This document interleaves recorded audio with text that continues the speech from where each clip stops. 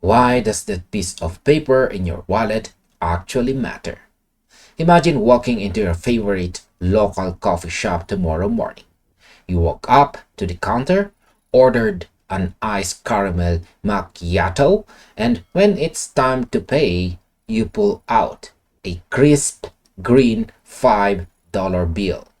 The barista smiles, takes the paper, hands you your coffee, and everyone is happy. But now, imagine walking into that exact same coffee shop, handing the barista a beautifully shiny physical metal coin with a big B stamp on it for Bitcoin, or showing them a piece of paper where you wrote down a digital password. They'd probably look at you like you've completely lost your mind, call security, or assume it's an April Fool's prank. But why is that?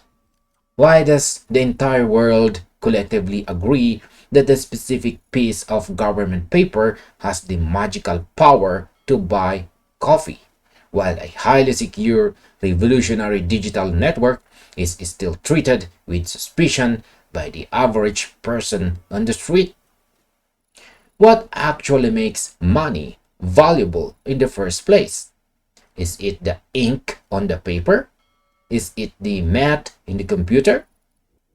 In this video, we are striping away all the confusing financial jargon and digging into the ultimate heavyweight title fight of our generation.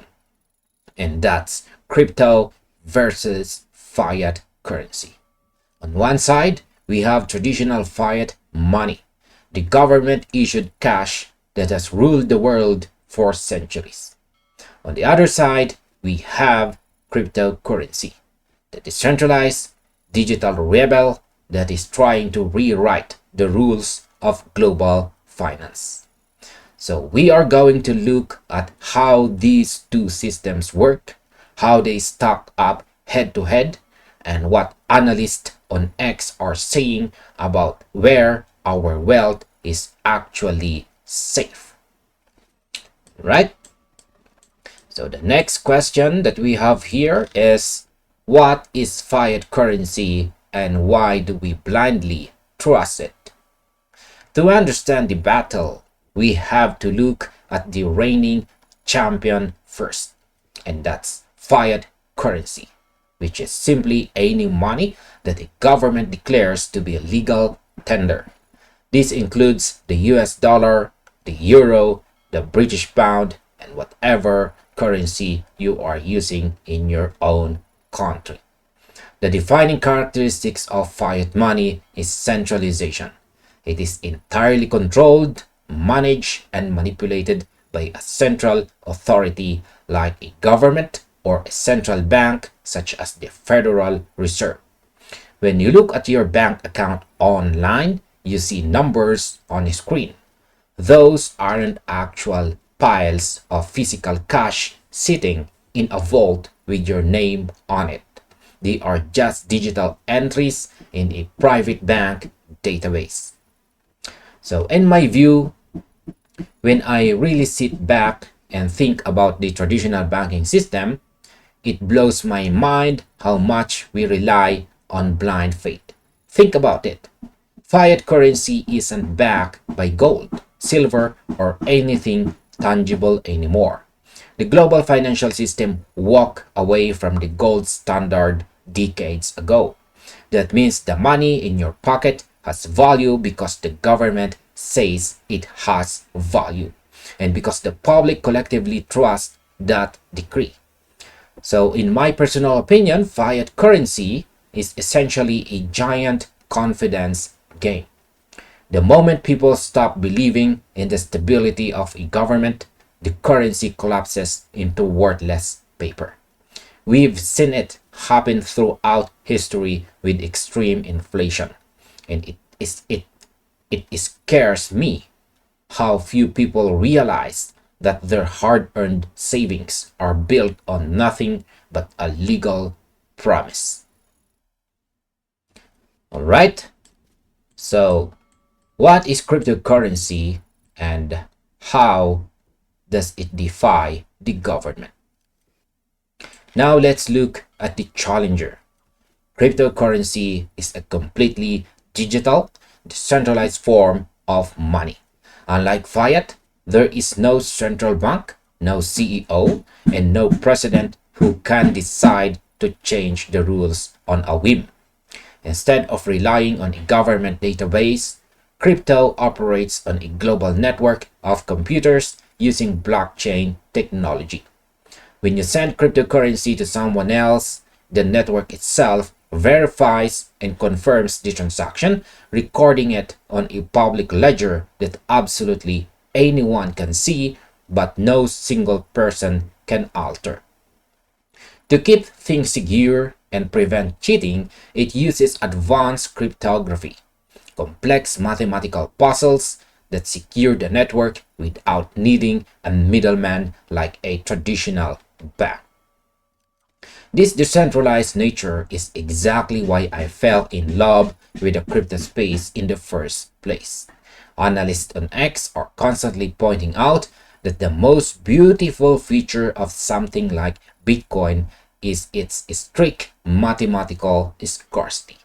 Only 21 million Bitcoins will ever exist in human history. You cannot print more. You cannot vote to create a surprise supply. So in my personal opinion, this makes cryptocurrency the ultimate form of financial freedom. It takes the power to control wealth out of the hands of corruptible politicians and central bankers and places it squarely in the hands of immutable software rules. For the first time in human history, we have an asset class that belongs strictly to the people who hold the private keys, completely independent of government interference. Right? So, how do issuance and supply compare in a head-to-head matchup? When you pit these two forms of money against each other, the differences are stark, starting with how they are created. Fiat currency is born out of a printing press or a central bank computer. If a government needs more money to pay off debt or fund a project, they simply create it out of thin air. Cryptocurrency, on the other hand, is issued through decentralized protocols like mining or staking, where computer power or network participation earns new tokens based on a predictable, unchangeable schedule. This contrast in issuance is where you really see the hidden tax of the traditional system. When central banks print trillions of new dollars or whatever fiat currency you are using, they are diluting the value of every single dollar you currently have sitting in your checking account. It's inflation, and it steals your purchasing power while you sleep. So in my own personal opinion, comparing the printing of fiat to the programmatic mining of crypto is like comparing a leaky bucket to a vault. One is designed to slowly lose its contents over time, while the other is built to preserve its structure regardless of external pressure. This is why I always preach that holding 100% of your net worth in fiat cash is a long-term losing strategy. All right. So our next question right here is, why does speed and volatility split the financial world? The next major battleground is how these currencies actually behave in daily life. Fiat currency is remarkably stable when it comes to local pricing. A gallon of milk or a box of rice costs roughly the same amount today as it did last Tuesday. However, if you try to send a massive wire transfer of fiat money across international borders, you hit a wall of fees, delays, and bank holidays that can take days to clear. Cryptocurrency turns this dynamic completely on its head. You can send millions of dollars worth of crypto across the globe in a matter of seconds for pennies, anytime, day or night. But when it arrives, the price of that asset might swing wildly up or down by 10% in a single afternoon. The volatility of crypto is the number one reason why the mainstream media loves to call it a failure. But my perspective on this is very different. Crypto is a newborn asset class compared to the centuries old fiat system. It's still finding its true price discovery. Yes, the wild price swings make it stressful for the average person to use for buying groceries today. But in my personal opinion, that volatility is a small price to pay for the sheer borderless efficiency it offers. I would much rather deal with a fluctuating asset that I control completely than deal with a stable asset where a bank manager can freeze my account or reject my transfer because it's a weekend. Alright? So, what is the ultimate verdict on legal tender and taxation? The final reality check comes down to legal status. As it stands today, you are legally required to pay your taxes in the fiat currency of your home country. Governments enforce the use of their money through the legal system. With very few exceptions globally, you generally cannot pay your taxes, utility bills, or government fees using decentralized crypto assets yet. This legal backing is the primary anchor keeping fiat alive. Governments will always protect their monopoly on money because money is how they maintain control over society. But as a prominent market analyst frequently share on X, the narrative is shifting fast. We are seeing institutions, corporations, and even forward-thinking regions starting to integrate crypto into their financial structures. So in my own personal opinion, the legal barriers will eventually crumble because efficiency always wins in the end. A system built on transparency and security will naturally outcompete a system built on debt and inflation.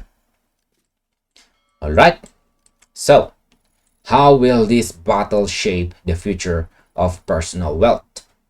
When we step back and look at the entire landscape, it becomes crystal clear that we are living through a massive monetary transition. Fiat currency provides the stability and legal integration we need to survive in society today, but it suffers from systemic inflation and central control. Cryptocurrency provides unprecedented security, global speed, and an uncheatable limited supply, but it brings short-term price volatility and lack of protective regulation.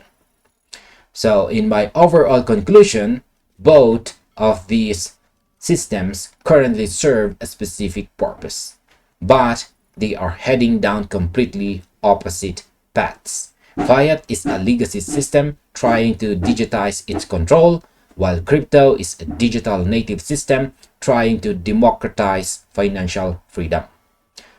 You don't have to choose just one side today, but you absolutely must understand the rules of both games if you want to protect your financial future. I want to know where you stand on this. If you had the choice, would you rather receive your hard-earned monthly salary in traditional dollars, or would you want it entirely in Bitcoin? Drop your thoughts in the comments below. Let's get a debate started. Don't forget to like this video, subscribe to this channel, and keep those hands diamond. I'll see you in the next one, but you might as well want to check the recommended video right here.